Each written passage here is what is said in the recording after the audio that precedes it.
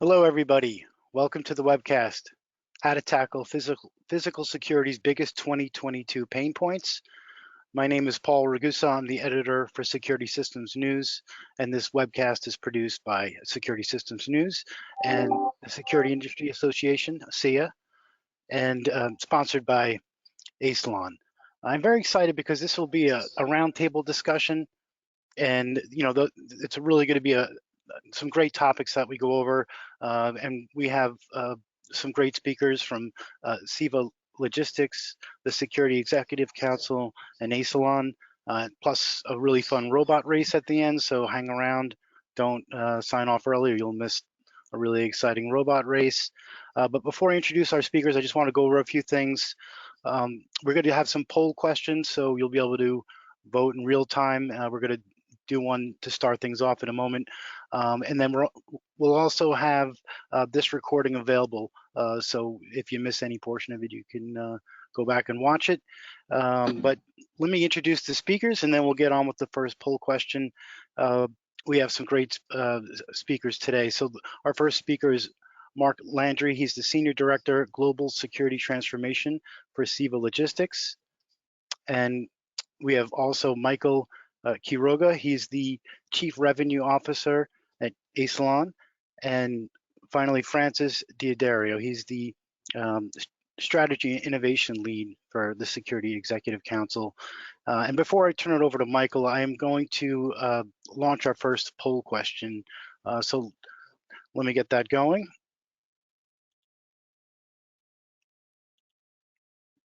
All right, so our first poll question, what is the most pressing issue security teams have to adapt to in 2022? Let's get that launched. Give everyone time to vote here.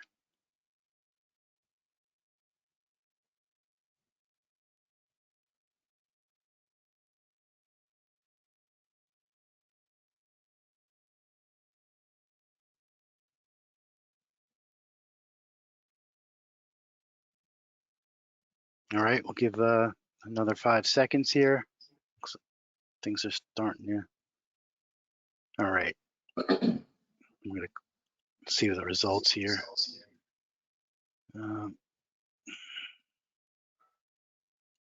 There we go. All right, so everyone take a look at those results. Very interesting. And all right, Michael, I'm gonna turn it over to you now. Those are very interesting results to get things started off. Thanks, Paul. And thank you everyone for attending. Hopefully this is going to be a very engaging and insightful conversation with two really outstanding speakers. So, without further ado, we'll jump right into our first discussion point, security staffing shortages. From the Asylon perspective, having customers in a variety of different verticals ranging from logistics centers to manufacturing plants, the primary issues seem to be the same everywhere. Increased cost, we'll talk about this in the next slide, but we're seeing average wages from $15 an hour pre-COVID to about $25 an hour currently for observe and report officers. And that may not be a bad thing. I know, Mark, I know you'll touch on this a little later. Limited availability of officers and project managers. More tech means more implementation oversight. COVID difficulties, start, stop, start again, kind of this yo-yo effect. Turnover is extremely high. We have 100 to 300% turnover. When we do find someone, it becomes a revolving door. 80% of corporate security budget goes to uniform service. So historically, security has been considered a cost center. And hopefully after today's discussions, we'll arm you with a strategy to change that narrative. So Mark, you're a security practitioner for a leading logistics company, and some would say you effectively are tackling these challenges. For our listeners today, what is your perspective on adjusting for these challenges going into 2022? Thanks, Mike. The staffing shortage is a problem, but a lot of people like to point to the COVID problem as being where staffing really changed and evolved. And I think it's important to kind of rewind a little bit further. The security organization or the security staffing has been evolving for quite some time. I mean, we've been talking about or if you've attended any of the the industry sessions, they talk about, the evolution of the security organization. Back in the day, it used to be you can be an alarmist and you can be a bull in the china shop, but as the security organizations start to kind of demand being involved in the business, our CEOs and the folks in our C-suite and our boards are demanding that we speak the business talk. So we're very much evolving to be, a business enabler and understand corporate risk and understand your organization's 10K, and speaking the 2-minute elevator pitch to our executives is, we can't be the alarmists anymore. We can't be all doom and gloom. We need to come with solutions. So the security org was kind of evolving well before COVID, and then COVID hit. But let's step back before COVID. Another evolution of security organization is our shift to IoT and security technology, right? So as obviously Mike, as a technologist, right? Security organizations are not guns, gates, and guards anymore. I mean, those are important. Those are what I call basic blocking and tackling. We can't evolve from that, but we can't move on from that, but we certainly can evolve, right? So we're becoming more of an IoT or a cyber organization. My last few hires, in the foreseeable past, have all been IT folks. So we're shifting to a cyber organization. We have to understand the cyber risks. So now we have to speak the corporate talk. We have to be in a cyber or an IT organization, and the evolution happened before the first case of COVID. So, and then COVID happens in the last 3 years. That's really changed the landscape of the security organization, like it has for everything else. It's been a disruptor. As COVID has reduced, like you talked about, Mike, the availability of staffing, and it's really changed how we look at the security environment, right? So now workplace violence isn't necessarily directly in the workplace too. So there's a lot of evolution. There's a lot of change, but then again, change isn't necessarily a bad thing, Mike. It forces us to adapt and overcome. Absolutely. Well, Francis, your role at SEC has you partnering with some of the leading C-suite security practitioners within both, the public and private sectors. Can you give us your vantage point on what you're seeing, with your partners across, that large breadth in the security space? Sure, Mike. Mark's hit it on the head. I mean, the research shows, our research takes in about 300 multinational brands. And we've also benchmarked 175 leading global security operations centers. So, truly the call from leadership, from the boardroom, is we have to address board level risk, as Mark is finally lined out, but we also have to bring the business value. So the opportunity becomes, how do we take what has been a commoditized resource, and by that I mean security officers who are often assigned on a guard comparative wage system, and how do we take that commodity for service and upgrade it in a way that the security guards have security officer capabilities. We're developing them to use technology, and we supplement what used to be a very labor intensive manned service organization with now a service and technology plan that delivers return on investment. So, as Mark's adventure into the space for autonomous vehicles and smart technologies on the perimeter have progressed, it's exactly the direction that many of the other technology and fast follower brands are attempting to put on their objective list. Yes, and that's a great segue into our next slide. That's navigating current events. Just last week, the consumer price index numbers came out with 7.5% inflation. Guarding prices have gone up. Avigilon, a popular CCTV security company, announced a 7% price increase across the board, I believe. You have asymmetric warfare in the cyber and unmanned systems domain have officially entered the commercial space with IED drones and ransomware attacking pipelines and taking down entire municipalities. If 2021 wasn't enough, security practitioners are getting a warm welcome into 2022 with a fresh set of challenges. Mark, starting with you, you were a leader at FedEx within the technology space, and now you've taken on a new leadership role at CEVA Logistics. Can you share some of your playbook with us, going into 2022? Yeah. So, again, like I said, and Francis had said, the organization security industry has to evolve, right? So we are, there are absolutely fundamental needs where you have boots on the ground. Like I said, the basic blocking and tackling, your contract or your proprietary guards that are on the ground.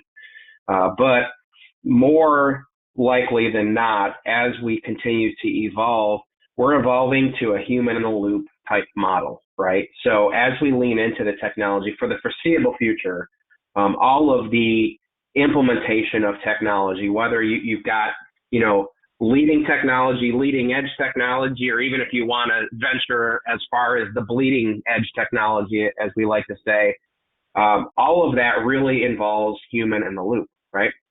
But then you can kind of capture efficiencies with that, right? You can have one human managing multiple sites. You have the ability to evolve, and you have the ability to, be able to work more efficiently. But with that takes, some workforce development, like Francis talked about, is, having the ability to have the right folks in place to be able to enable your particular technology. So, having the lowest common denominator when it comes to your folks as it relates to, your skill sets are going to be a bit of a challenge. You're going to have to bring folks in that are not really security minded folks, but probably IT minded folks that have the ability to kind of think through all that stuff. So one of the things that in our kind of sidebar discussions, as we endeavor to kind of, put all these top risks, and one of the things that stood out to me was organized crime. In our sidebar conversation, that when I think of organized crime, I confess I'm in the midst of rewatching The Sopranos again.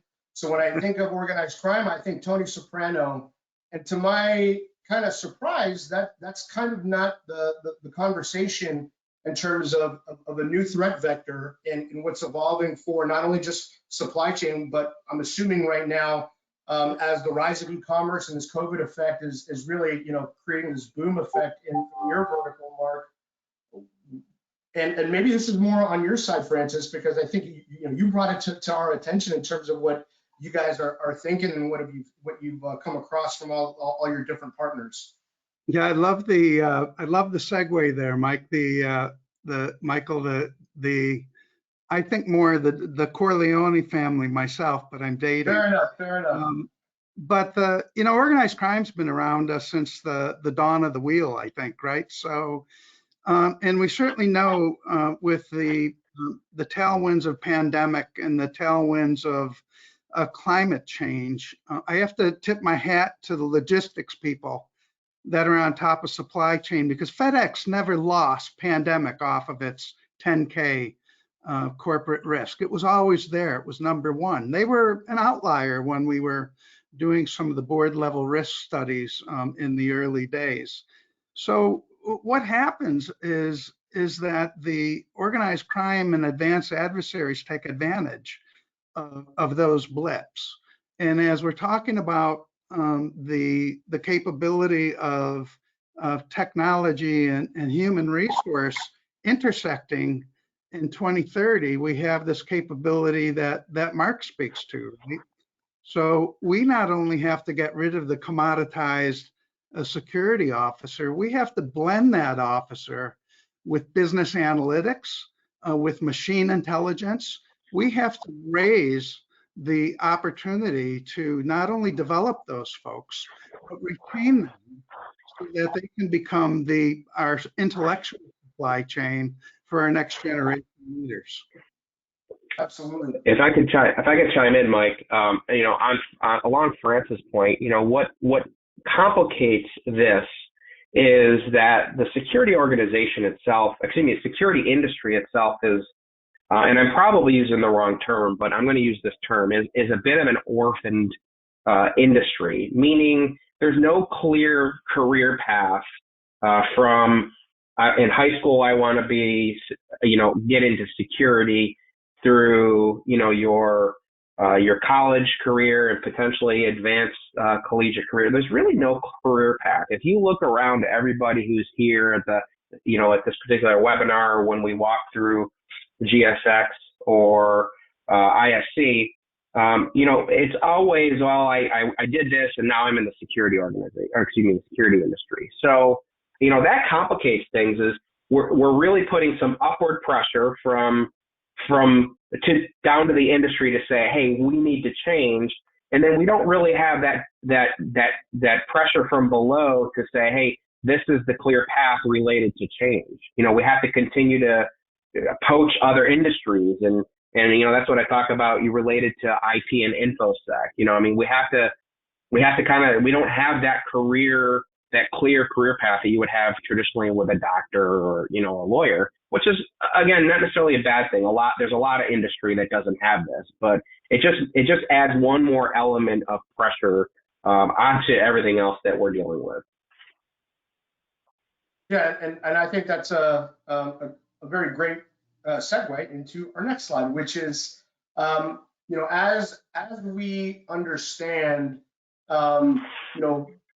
what needs to change, the executive approval process and understanding how you navigate this within your culture and organization. It sounds like we're hiring the right people. And I'm going to compliment you here, Mark. Again, you've taken a tremendous opportunity in really crafting out the FedEx innovation side. And now you've taken on this really, gargantuan task with CEVA Logistics and really transforming them. How do you foresee, getting that approval process within your organization? And I know, Francis really has done a great job of utilizing kind of that unified risk oversight to kind of bring that all together. But how do you look at embracing change and really getting that top level buy-in? Yeah, it's not easy, right? So, like you or Francis had mentioned, security traditionally is not a profit center, right? So you're already swimming upstream. You're already facing some pretty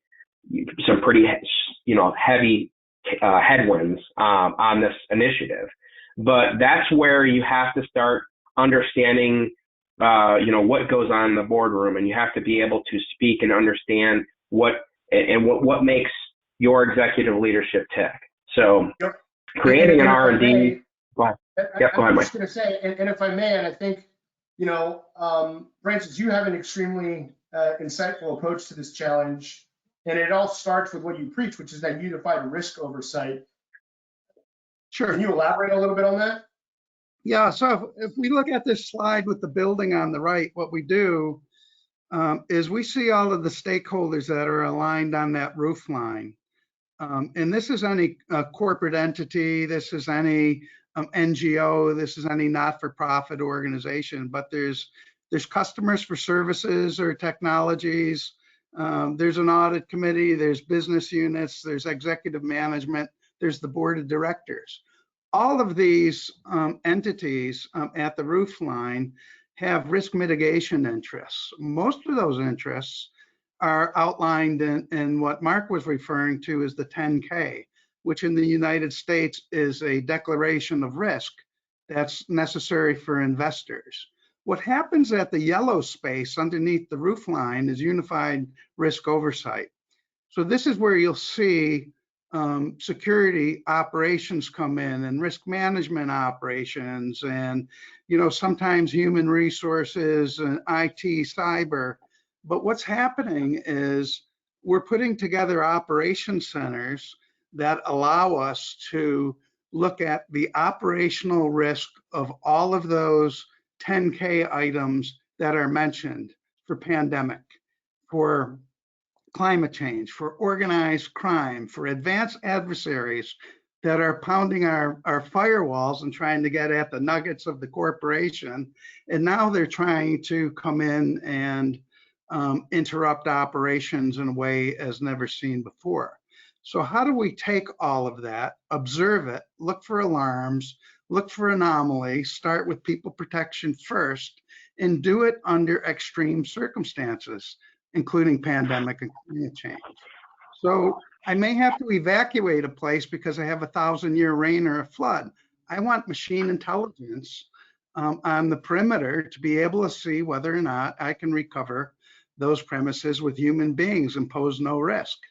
I want a 3-dimensional capability for access control, because now we know organized crime and advanced adversaries are using drones to take a look and surveil us, and we have to detect them and respond to them and cover a lot of acreage when we're doing so. So this intersection of technology and service is being a guide path to management and leadership to let them know that we've considered the risks that are known, that we have coordinated all of those columns for audit and procurement and all of the other operational entities, and we are addressing the operational risks and communicating in a way that goes up and down the organization to give us confidence that we can not only mitigate the risk, but we have a shot at reclaiming what the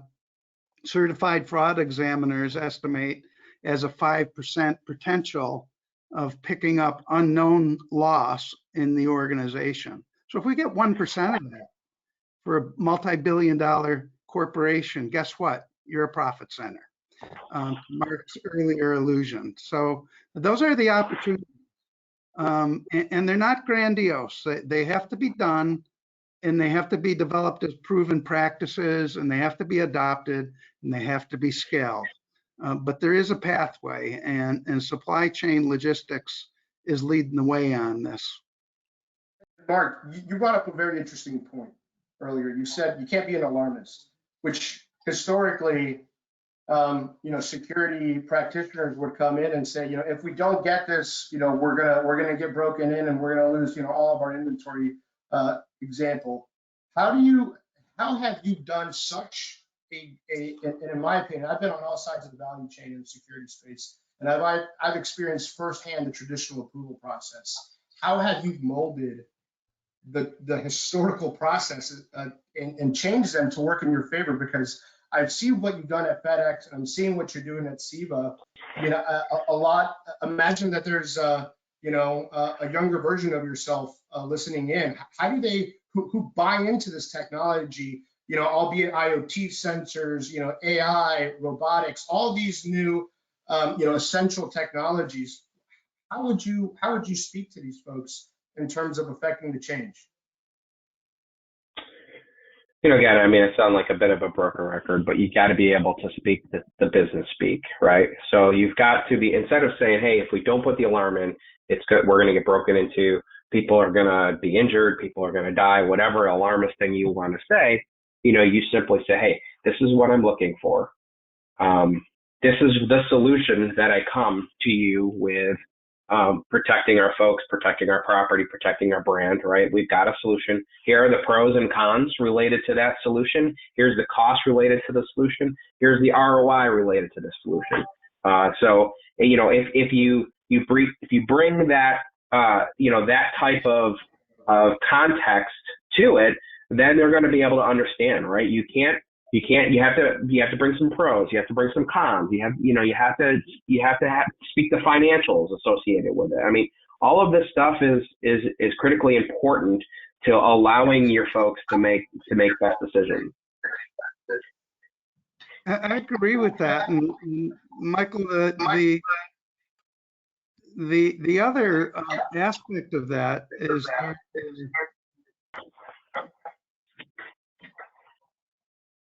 there are a number of, if you guys could mute, I think it might help the feedback issue.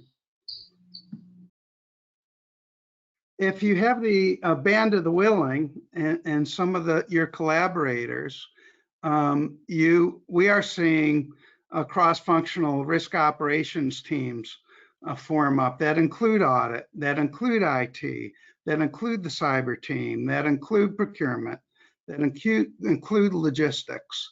And what's happening is those collective knowledge entities are now being informed by this unified risk oversight intelligence, and they are tracking the business contributions. So I may have an analyst on my team, but I certainly want my initial findings corroborated by the chief financial officer and his financial team. And if we keep that close communication of that cross-functional operation alive and well, we find that we get sign-ons that are conspicuous. We've always been able to shine a light on these things and improve them by 80%. 7-Eleven brought in the technology to extend crime prevention through environmental design in the early years and impacted a robbery homicide issue by 90%. That was hundreds of millions of dollars of net contribution to the bottom line for a convenience store. These practice principles can be applied with technology and they can be measured. Yeah, one last point along that. I think it's really important that you guys, from a professional development perspective, you guys look at this very much as a business, right? You see, you're running, if you're, whatever organization, whatever you have domain in related to security technology, you have to look at this as a business, and be a business person and the executive of whatever domain you have.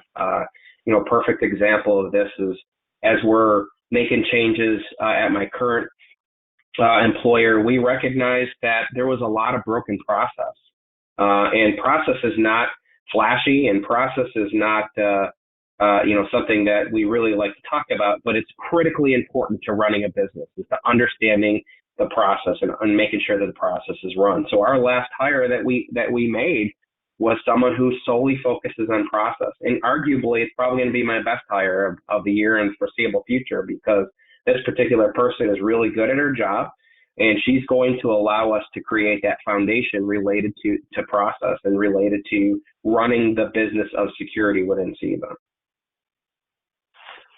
So am I hearing that you have a business analyst position within the security space? That's very interesting, and really a testament to how we're upgrading the skills and really diversifying what it means to be in the security space, understanding the business. So, I guess, Francis, why don't you start off? What are some of the key takeaways that you see for, 2022 in terms of summation to folks dialed in? What is the positive outlook that you're seeing in the security space? What are the changes that are happening? And again, just some closing thoughts. So we may have lost Francis. I think we lost Francis. Well, while he's rejoining it, Michael, you want me to hop in? Yes, sir. Sure, go ahead. Okay, so change is good, right? Leaning into change, leaning into the risk, leaning into what is forcing us to think outside the box is a good thing, right? If we're not growing, you're dying. That sounds cliche, but it's true, right? So the last 2 years has forced us all from again, look at this as a business, has forced us all to run our business a little differently. Lean into the human in the loop, lean into security technology. This is a technology organization. I always say that the security technology of an organization serves the needs of our internal stakeholders. Those internal stakeholders could be the traditional investigators that are boots on the ground. that are conducting the investigations. Those internal stakeholders could be, our executive leadership. Those internal stakeholders can be operations. There's a lot of different internal stakeholders.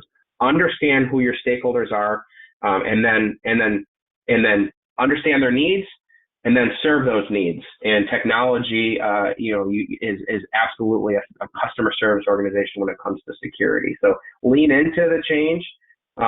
Surround yourself with people that are smarter than you, that know a lot more. That's what I've done, and I've been successful for many years doing that. But ultimately, just embrace that things are going to change, and quite frankly, probably 2022 and 2023, things are going to change even more. It's not necessarily a bad thing. Great insight, Mark. So what I'm hearing, and I'll speak a little bit for Francis, hopefully we can get him on, but skate to the puck, right? This is a dynamic industry, and if you don't like change and constant challenges, then obviously this industry is probably not for you. But I hear workforce of the future, developing. You're either going to be making the technology, you're going to be educating on the technology, or you're going to be practicing and operating the technology. So our workforce is going to be a lot more diversified, and I think a lot more responsibility means obviously a better style of living. So again, I think that embracing new technologies and empowering our workforce is definitely going to be a contributing factor as to why it's not so bad that wages are rising, right?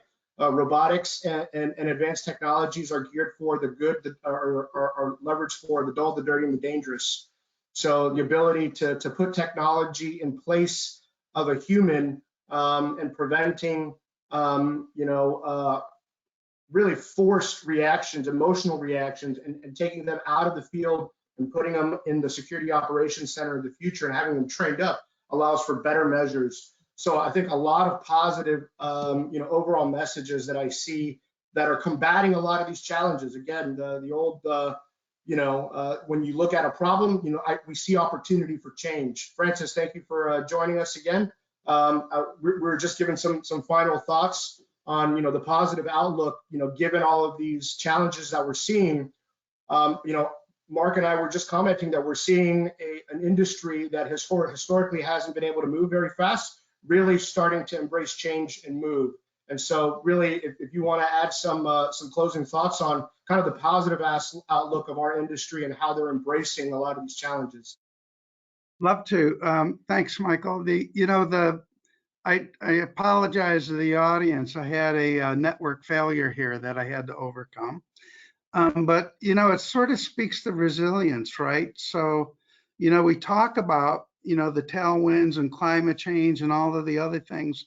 There's going to be a lot of network outages. So how do we take the layered process of human services and capabilities and have a versatile team and collaborators on many networks and many sensors that are being evaluated to bring resilience to the game. All leadership is looking for is making sure that we have the capability of keeping the outages minimized, keeping the adversaries on their toes. But they're going to be innovating just as we are innovating. So we have to have proven practices. We have to have the capabilities. We have to keep all in play in order to compete. And those that are able to compete will find that they're delivering bottom line results in a way that leadership will anticipate in the future and be that good business partner that Mark has set his team up to be. Fantastic insight, Francis and Mark. And I think that this takes us to our second poll question. Paul, I'll turn it over to you, sir. Yeah, thank you, Michael. Let's go to that second poll question.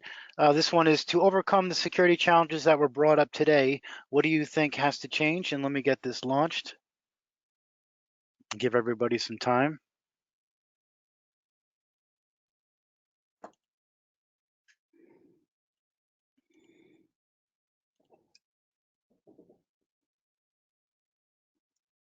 All right, the votes are coming in.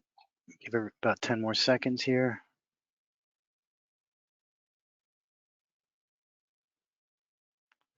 All right, final seconds. Looks like everyone's gotten their votes in here. All right, let's see what the results are. All right. Culture coming in at a strong second. I don't disagree with that. I think culture is the underpin for all the above as well. Yeah, let me, and maybe, did you want to talk a little bit about that before we get to the many questions we have? You know, the results there. I mean, we're not surprised by, you know, there's going to be kind of a combination of all of them, but like you said, there's some that jumped out. Yeah, culture is going to be the wild card. If you're not relevant to culture within your organization, you're doomed. Yeah. Yeah. One thing, and then we'll get into the Q&A. You know, I'm glad that, you know, this was a kind of a bit of a technology centric presentation, but I'm glad that most of you guys didn't select technology. I mean, technology is important, but understanding the process around technology and understanding the culture and all that stuff is just as important as actually leaning into the technology. Technology is important, but I'm glad that was a third place finisher. And I'm glad no one selected none of the above. We'd probably just have to shut down the webinar and go home if that was the case. We often talk about 4C. What are your circumstances? What is your culture? What are the resources that are available to take some of these challenges on? And you have to really be relevant to all of those things at the same time. And it's not easy, but you will hear if you are asking those questions of your collaborators and your leadership. How might I be most relevant to this organization? What are the important metrics, matrices? What are the measures that make sense? And if you're relevant to all of those things, then you've got an opportunity not only to impress people, as our audience has impressed us in their answers to the polls, but also to let everybody know that you're in touch with what needs to be done, and you have a priority understanding of what needs to be done. Yeah. Fantastic. Yeah. Sorry, go ahead, Paul. Yeah, I was going to say that's really, really good stuff, guys. I'm gonna, it's a good time to go into the Q&A. We have a bunch of good questions here. This first one relates to budget, which, you know, it's always a key factor. What strategies would you recommend for someone who has to fight for budget but still wants to implement new technologies? How can you most effectively make the value case, which is really the good question there. Yeah, the budget items are typically the value there is going to be in what outcomes risk has. So if you look at injuries, for instance, deaths are a no-brainer. Deaths cost organizations and communities between 1.7 and $17 million, depending on what actuarial studies per incident. If you have somebody injured, however, and they have a cranial injury or a spinal cord injury, they could be millions of dollars per year that is going to be reserved for an insurance claim. And we know that our inventory misses and our production misses add to tens of millions of dollars. So those numbers are actually available when you do a value analysis of what your claims are. So I'll chime in here and say, come with solutions, right? So if you're pigeonholing your budget to say, hey, I only want this, I want a particular camera or a particular technology, you know, oftentimes your executive leadership will see right through this. But if you work with your, you know, again, collaboration is critically important.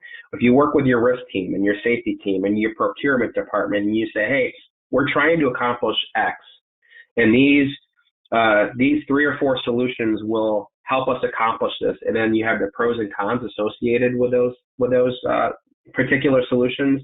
That will at least afford you to, have a constructive dialogue associated with what you're trying to accomplish. The second thing related to innovation or implementing technology when you're trying to sell that to your executive leadership, I think it's really important that they understand where we're coming from, right? What is your value above replacement?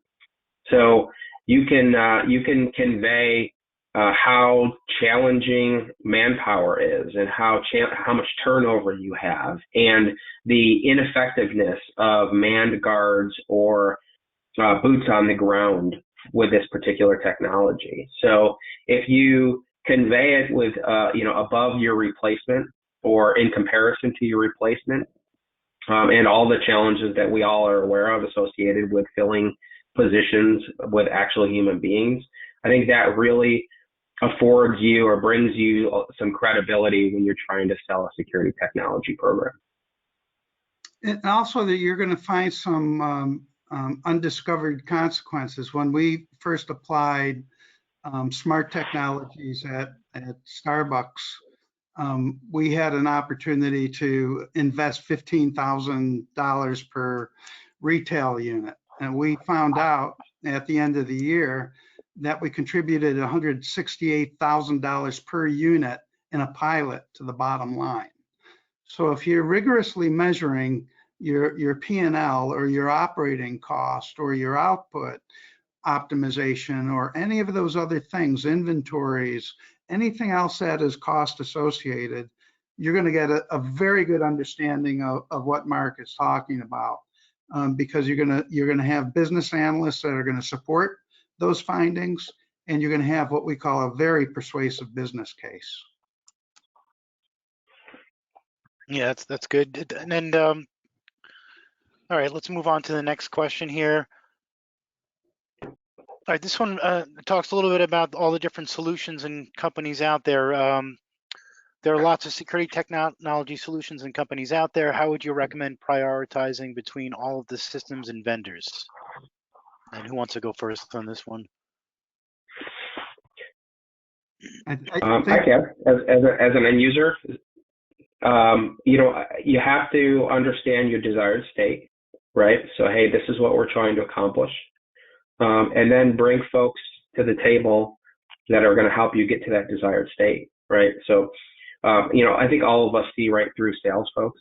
So I'm very hesitant to when the salesperson sits at the table and promises you the world, you have to understand that, from a sales perspective, it's fine, they're doing their job, but you actually want to get, talking to the engineers and talking to the folks that are actually executing that particular technology and say, hey, help me. This is what I'm trying to accomplish.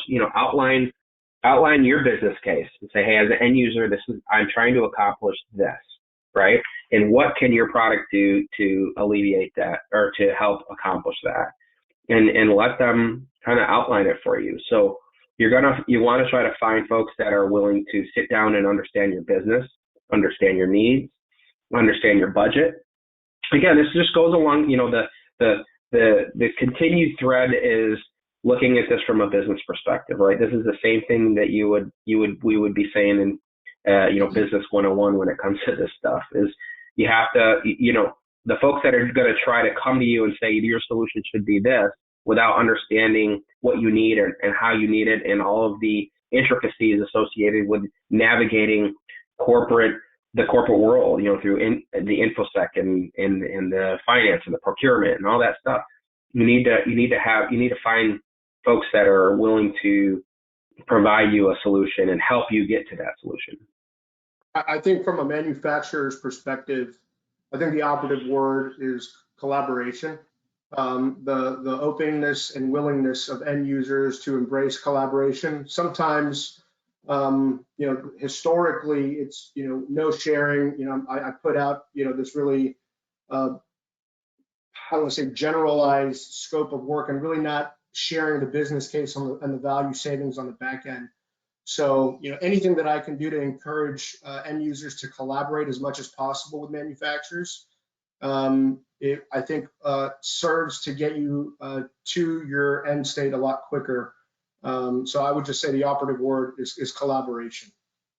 Yeah, and I think on that point, Michael and Mark, both the opportunity is really to eliminate the noise. There's a lot of end users out there that overpromise and underdeliver.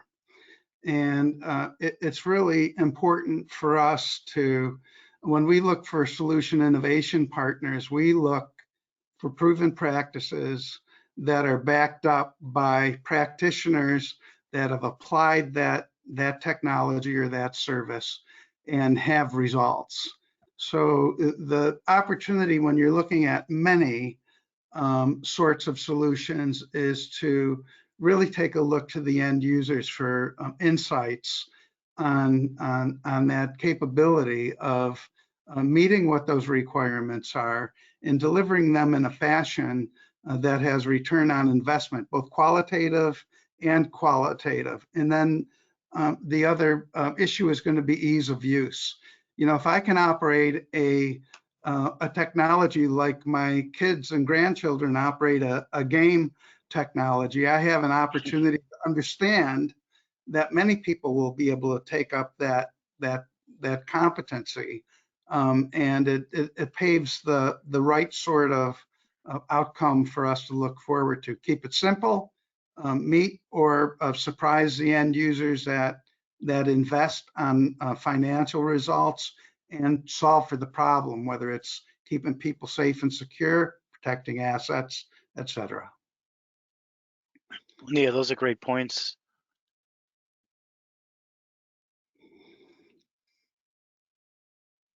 All right, I think we have, do we have time for one more question before I the think race? so. Okay, I think we do. Yeah, let's go for it.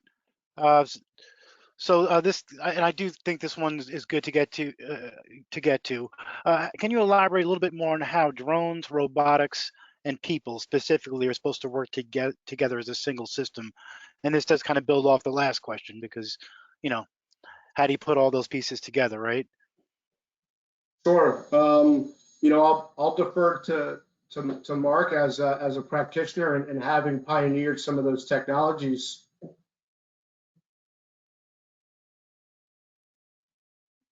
You're muted, Mark. You're muted. Sorry. We knew that one person was going to talk when they weren't muted. So we got 47 minutes in before we finally had our first one. Yeah. So how does drones, robot, and people operate? Again, you know, the most important thing is it operates with humans in the loop, right? So, you know, I think I would be very hesitant or cautious to convey to anybody, including, you know, your end users, to your executive leadership, to anybody, that you truly have an autonomous solution. Because it really doesn't, especially when in the security environment, you need to have some sort of human in the loop, right? So you need to have the operator, excuse me, the robotics, whether that's aerial drones, ground-based drones. The robotics are going to gather the information. They're going to be a data source for your human in the loop. And then eventually you need to have an educated, well-informed person to make a decision associated with what he or she is seeing from those inputs. So it makes your workforce more efficient, right? Because hopefully, if you've set it up correctly, you can have one person operating multiple inputs or multiple robotic technologies, whether that's remote or on site. But you know, it will definitely help make them, you know, more efficient when they can do that. Yeah, Mark's made a good point here. You know, the downside of this entire discussion is machines are not going to replace people.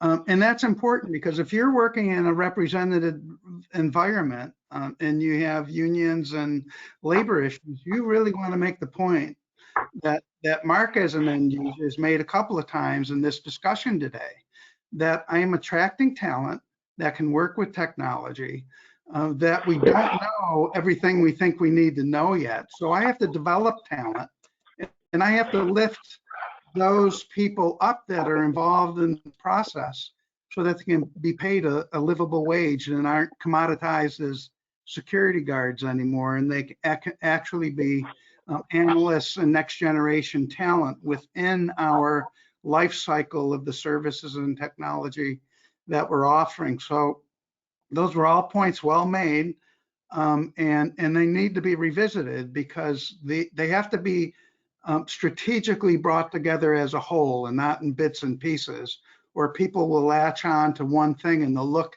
at the downside of bringing labor and technology together in a way that it's most useful for brand protection.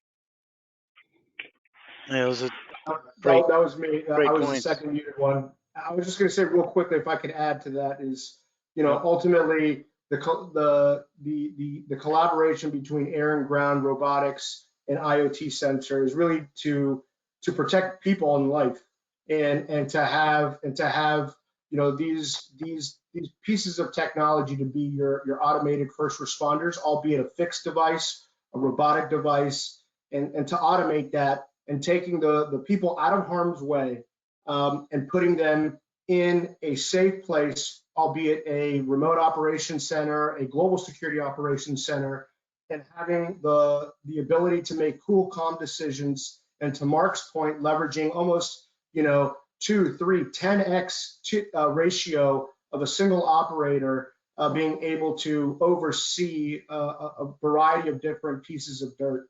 And I think that's really where you're going to start to see the collaboration of air and ground robotics, is to empower the workforce of the future, but more importantly, to protect life.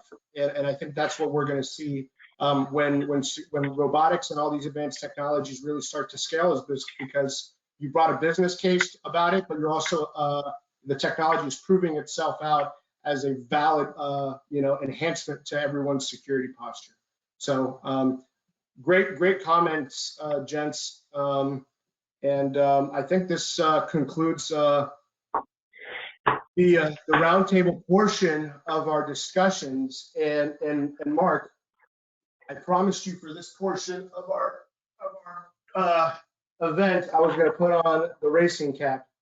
So I think without further ado, for all those who have stayed with us to the end, we're going to have a little treat, which we're going to have a race. All right, we've got a good group left here, guys. So let's get this thing going. Race hat on, and I think we're going to have so for those of you who are tuning in and have stayed with us, this is Asylon's Drone IQ software, really the brains of our air and ground robotics platform. Today, we're going to be featuring a race at our HQ in Norristown, Pennsylvania.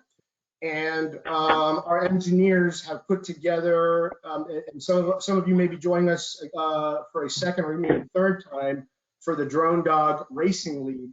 But we have a Ninja Warrior type obstacle course. Forgive me, as we're still in our initial Hollywood broadcast, we will have lights, cameras, drones flying over to give different perspectives on this race. But for now, alas, this is really the third event.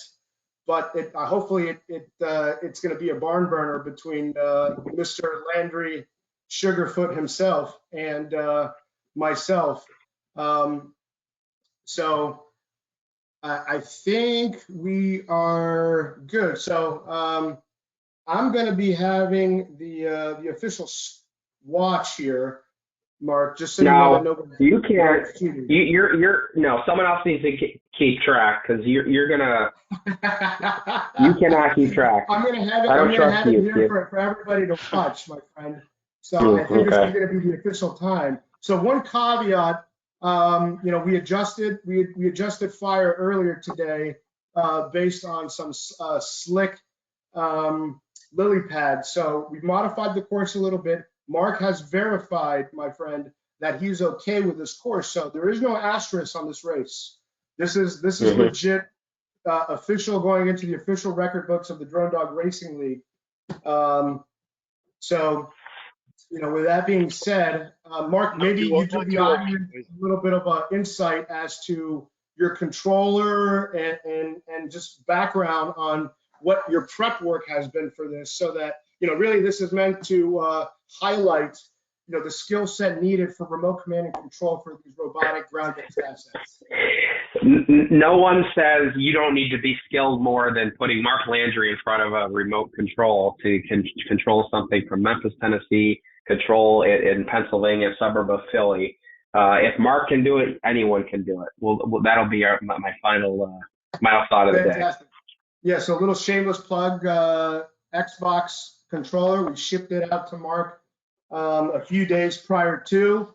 We just verified connectivity, and they'll, even a Mark can do it, as they say. So Mark did it, and I think we're squared away here. So I think we should be good. Mark, do you have control of the dog? Yep, I sure do. I'm ready to go whenever you are, Mike. Okay, so to the right, you guys, so really quickly to the right of the screen, you'll see a green geofence. That is the boundary line that we do for our drone core aerial asset. And you'll see the dog icon, and you'll actually see it move around within that geofence. So again, you'll see the dashboard on the left-hand side, mission planner survey, and then obviously live ops. And I think we have a guest dog. So we have 2 dogs actually present. Top view is, we'll call it the DroneDog cheerleader of sorts. So I think when Mark comes around the bend, you'll be able to see a second DroneDog. And just this is to really simulate, if you had an aerial asset or a combo of air and ground, you'll be able to see in the same pane of glass, same operator, going back to what we just talked about of extending the capabilities is there. So with that being said, Mark, I guess I'll give you the official, I'm a big fan of UFC. Are you ready? I'm ready. Let's do this. All right, I'm going to give you 3, 2, 1, go. All right.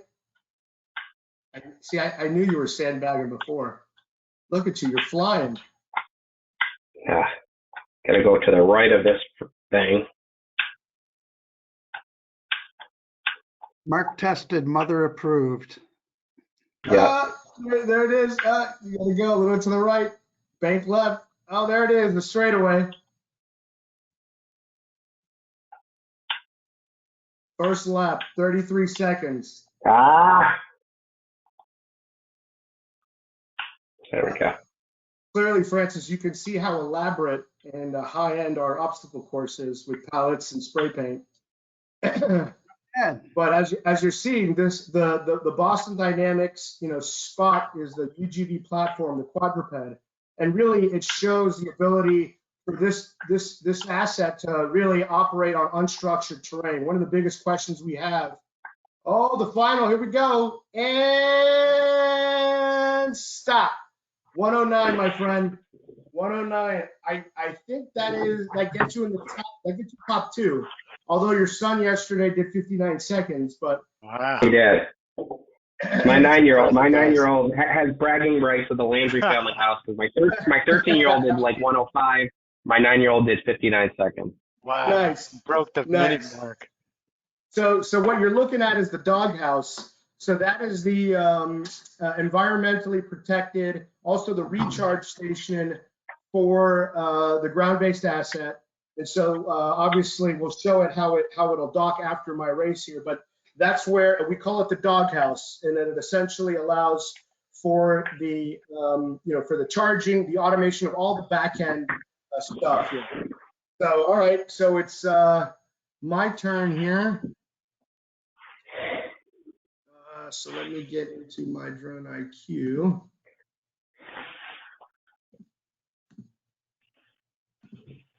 Okay. All right.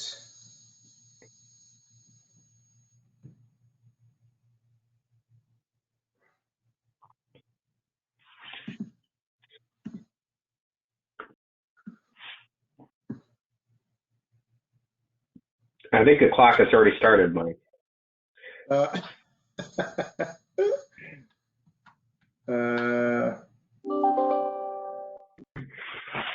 it's okay. I think they got control.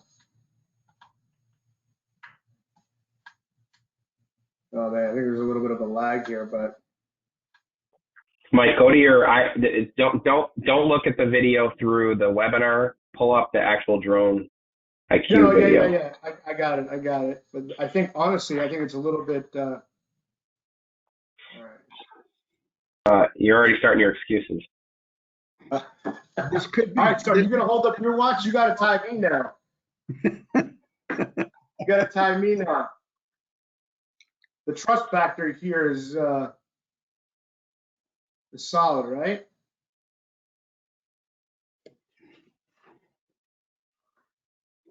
All right, I'm ready to go, man. You tell me when you're. You ready to go? You All right. want to count me down? 3, 2, 1, go.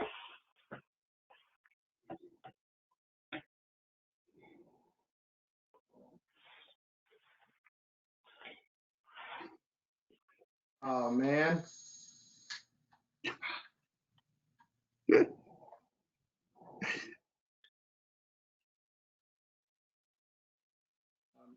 embarrassing myself here. I apologize. If you're listening, Brent, I shame you. I shame you. I apologize.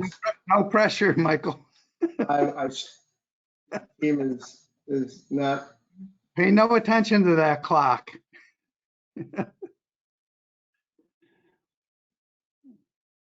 You lost, Mike? You got to go to the right of the. They threw me. There you go. Threw me off.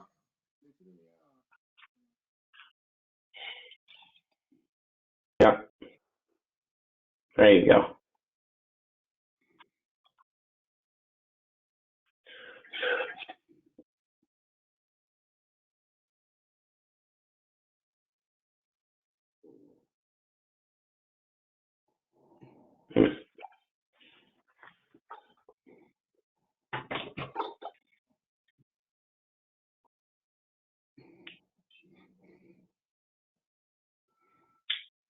Right. Shameless Tesla plug there. Yeah.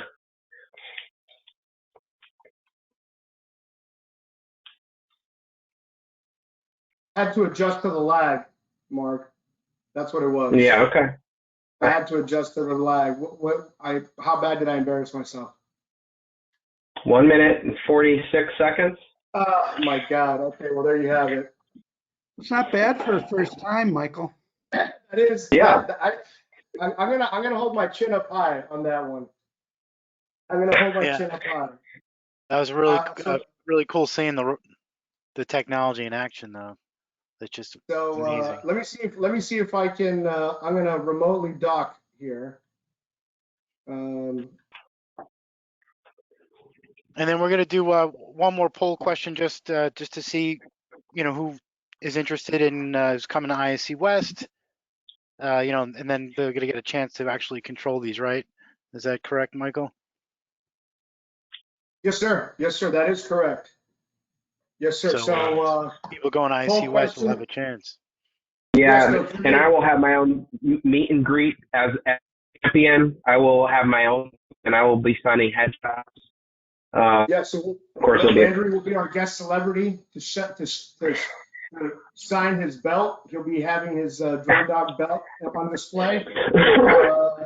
Actually, I think it's between you and Rivian Motors. You and Rivian Motors, I think, are there. So we're definitely going to have the race up here. So are you heading to ISC West, and are you interested in driving DroneDog? So we'll have DroneDog at our facility, and so you'll be able to, if you are, come by the booth. You'll be able to control, very similar to what we just did, today with Mark and I, and race and have a go at our obstacle course. See if you have what it takes to beat the Mark Landry amongst some of our other highlighted champions. Apparently, Asylon is batting 0 for 2. Shame on us. We're going to have to definitely put in some booby traps for the next contestant. But with that being said, I think this. Any closing thoughts, Francis? This is your first time seeing this race. Oh, I think that I'd like to give it a try. So Nice, I'll nice. see you up in Las Vegas. Fantastic. Well, we'd love to have you. And for everyone who joined us today, we hope that you found some value in the discussion. I certainly appreciate Mark taking the time to present with us. Francis, thank you so much. Great things that are going on at the Security Executive Council. And obviously, Asylon is very proud to have sponsored this. Thank you to our partners at Security Industry Association for continuing to spread education and innovate by leading from the front. So with that being said, Paul, I'll turn it back over to you, sir. Thank you, Michael, and thank you, Francis and Mark. Great job. And as Michael said, thanks to CEVA and of course Asylon for sponsoring. And then we'll see you next time. Everyone have a great day. We're going to make this webcast available, so you'll have a link so you could listen if you missed any portion of it. All right, thank you, everyone. Take care. Take care, everybody.